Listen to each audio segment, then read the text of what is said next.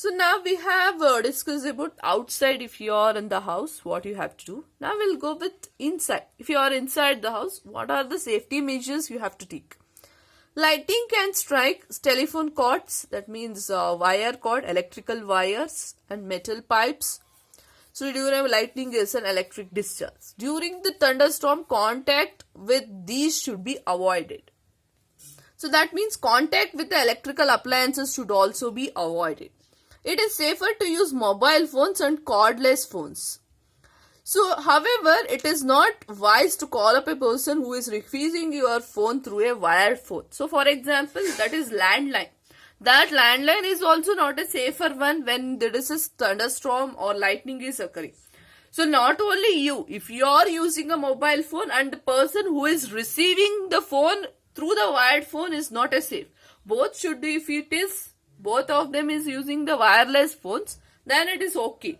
But that is also should be avoided. So, but it is less harmful compared to that of the wired phone here.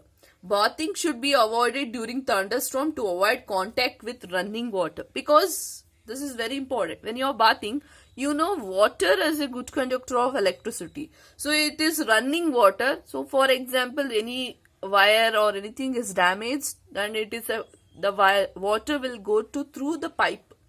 So when in that cases, for instance, that wire has got in contact with the water, means water, because it's a good conductor, it may affect you also directly. Hence, avoid bathing during the thunderstorm as well as lightning here. Electrical appliances like computers, TV should be unplugged. That also should be unplugged. Electrical lights can remain on because they do not cause any harm to us. These electrical appliances, if it has no power also, you have to unplug them, because some amount of charges will be present in that appliances also. So because of that, we have to unplug them. But no need of this electrical lights and all, because they don't affect us. So next is small concept about lightning conductor. So it is a device. So you can see here, this is a device. So it is used to protect the buildings from the effect of lightning. So this lightning conductor will be used to protect the building. How it is means, this is a metallic rod taller than the building. So taller than the building, this metallic rod will be there, that will be installed in the walls of the building during the construction itself. They used to install here.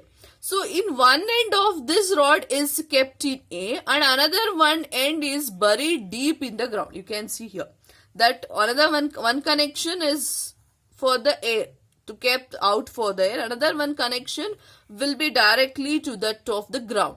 So that there is a rod present that will provide easy route for transfer of charge to the ground. So you know what is the meaning of earthing from the previous class.